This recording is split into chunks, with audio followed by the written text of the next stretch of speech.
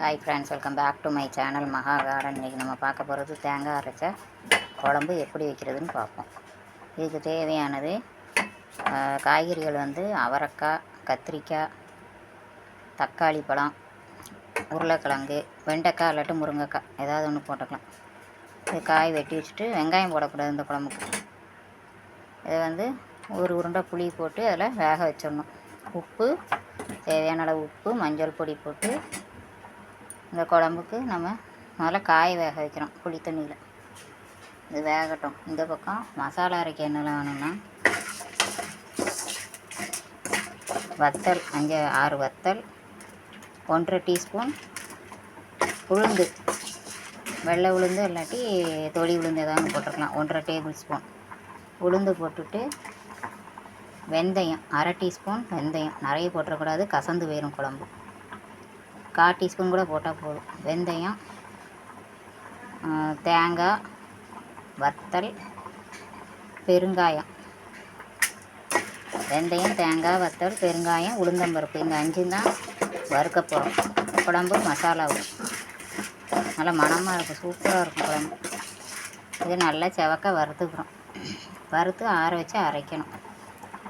இந்த குழம்பு கொதிக்க ஆரம்பிச்சிடுச்சு. புளி தண்ணியில் என்ன காயெல்லாம் போட்டிருக்கோன்னா தக்காளி, அவரைக்காய், உருளைக்கிழங்கு, கத்திரிக்காய், முருங்கைக்காய் இல்லை வெண்டைக்காய். நான் 2 வெண்டைக்காய் மட்டும்தான் போட்டிருக்கேன். உப்பு, மஞ்சப்பொடி போட்டு வேக வைக்கணும். புளி ஒரு உருண்டை புளி, எலுமிச்சம்பழம் அளவு புளி. 4 பேருக்கு இந்த குழம்பு 4 பேருக்கு காணும்.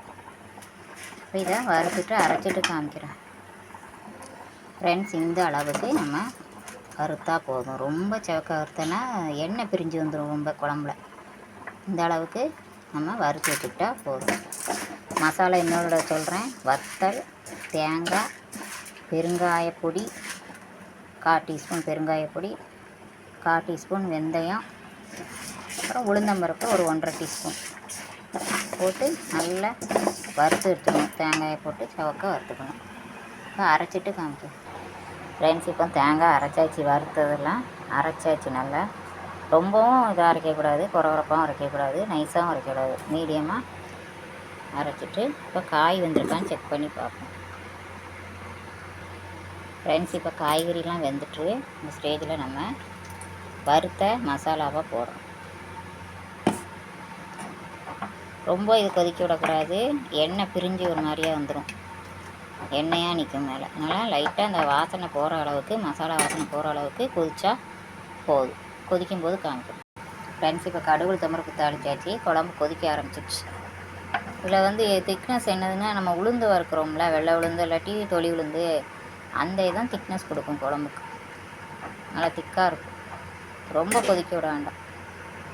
தாளிச்சத்தை எடுத்து அதோட போட்டு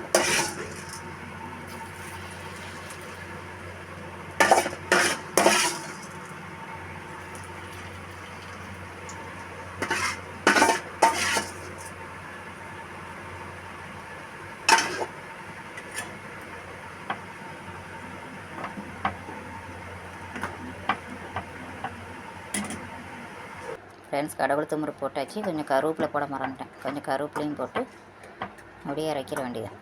சுவையான தேங்காய் அரைச்ச குழம்பு ரெடி. வித்தியாசமான டேஸ்ட்டாக இருக்கும் ஃப்ரெண்ட்ஸ். ட்ரை பண்ணி பாருங்கள். உங்கள் வாய்க்கு ரொம்ப ருசியாக இருக்கும், நாக்குக்கு நல்லாயிருக்கும். ஓகே ஃப்ரெண்ட்ஸ், இந்த வீடியோ பிடிச்சிருந்தா லைக் பண்ணுங்கள், ஷேர் பண்ணுங்கள், கமெண்ட் பண்ணுங்கள். என்னோடய சேனலை மறக்காமல் சப்ஸ்கிரைப் பண்ணி பாருங்கள். சப்போர்ட் பண்ணுங்கள் ஃப்ரெண்ட்ஸ். அப்போ தான் எனக்கு சப்ஸ்கிரைபர் போடும். Okay, thank you. எனக்கு ஆதரவு கொடுங்க. ஓகே.